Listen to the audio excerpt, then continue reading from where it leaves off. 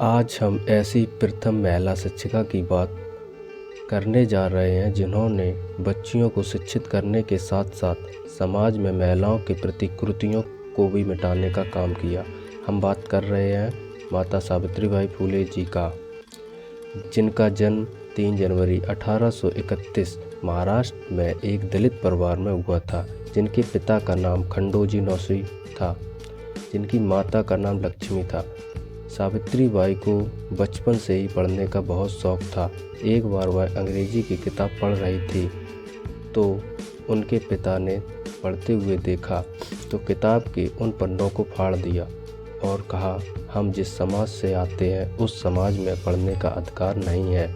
सावित्रीबाई का विवाह 9 वर्ष की आयु में ज्योतिबा राव फुले से हुआ। सावित्रीबाई जब ससुराल पहुंची तो उनका मन पढ़ने का था। वो चाहती थी कि हम पढ़ें और बच्चियों को भी पढ़ाएं। जब ये बात उनके पति ज्योतिबा राव फुले को पता चली तो उन्होंने सावित्रीबाई फुले का साथ दिया। अब वो घर में सावित्रीबाई को पढ़ा नहीं सकते तो ज्योतिबा राव ने खेतों पे काम करते थे। तब सावित्रीबाई फुले खाना लेके जाती थी, तब वो उन्हें पढ़ाते थे। लेकिन यह बात कब तक छुप सकती थी। जब घर में पता चला तो उन दोनों दंपति को घर से निकाल दिया। उन दोनों ने घर छोड़ दिया लेकिन समाज काम करना नहीं छोड़ा। ज्योतिबा राव ने अपने मित्र उस्मान के घर में शरण ली। वहाँ उस्मान की बहन फातिमा से दोस्ती ज्योतिबा राव फुले से हो गई। बातों ही बातों में फातिमा ने बताया, हम भी पढ़ना चाहते हैं। तब सावित्रीबाई की उम्र 17 वर्ष की थी। तब वह सोच रही थी कि बच्चियों के लिए स्कूल खोला जाए। अब खोला कहाँ जाए, समस्या यह थी। तो 1848 में फातिमा शेख के घर में स्कूल खोला और उसमें 50 बच्चियाँ पढ़ने आती थीं। 1857-51 आते आते 3 स्कूल खोल दिए। अब वह स्कूल में पढ़ाने जाती तो यह समाज को अच्छा नहीं लगता, तो उनके ऊपर सड़े टमाटर और गंदगी फेंका करते थे। तो ज्योतिबा राव फुले ने सलाह दी कि आप 2 साड़ियाँ रखें, एक गंदी जो जाने आने के लिए, दूसरी वहाँ पढ़ाने के लिए।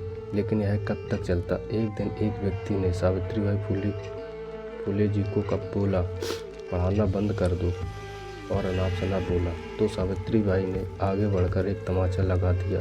अगले दिन से लोगों ने सड़े टमाटर और कीचड़ फेंकना बंद कर दिया। सूनाबाई ने भी उनका भरपूर साथ दिया। 18वीं सदी में एक ऐसी सदी थी, तब बहुत सारी कुरीतियाँ थीं। कोई महिला विधवा हो जाती थी तो उसके बाल काट दिए जाते और समाज से बाहर रख दिया जाता। यही नहीं, उनका यौन शोषण भी किया जाता। यदि वह गर्भवती हो जाती तो वह अपनी लोक लाज बचाने के लिए आत्महत्या करना पड़ता और कोई चारा नहीं था। सावित्रीबाई फुले ने महिला शिक्षा के लिए तो काम किया ही साथ इन कुरीतियों को भी जड़ से खत्म करने का काम किया। जैसे छुआछूत, सती प्रथा, बाल विवाह निषेध। जिस समाज से उन्हें ताने सुनने को मिले, उसी समाज को बचाने के लिए जान एक कर दी। एक बार विधवा महिला गर्भवती हो गई, अपनी लोक लाज बचाने के लिए आत्महत्या करने जा रही थी।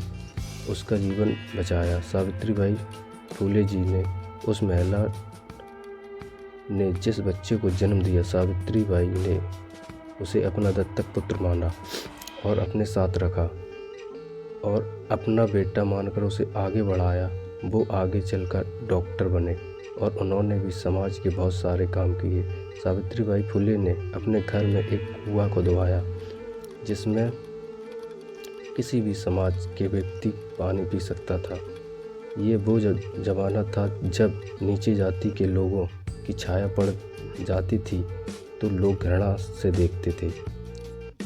ऐसे ही सामाजिक कार्य सावित्रीबाई फुले करती चली गई। 18वीं सदी में खत्म होने को आई। 1897 में महामारी फैली जिसका नाम प्लेग था। वह अब तक भारत में पहुंच चुकी थी। सावित्रीबाई फुले और उनका परिवार इस महामारी से निपटने के लिए काम करने लगे। अब तक सावित्रीबाई के बेटे यशवंत राव डॉक्टर बन चुके थे। उन्होंने अस्पताल इसी काम के लिए खोल दिया।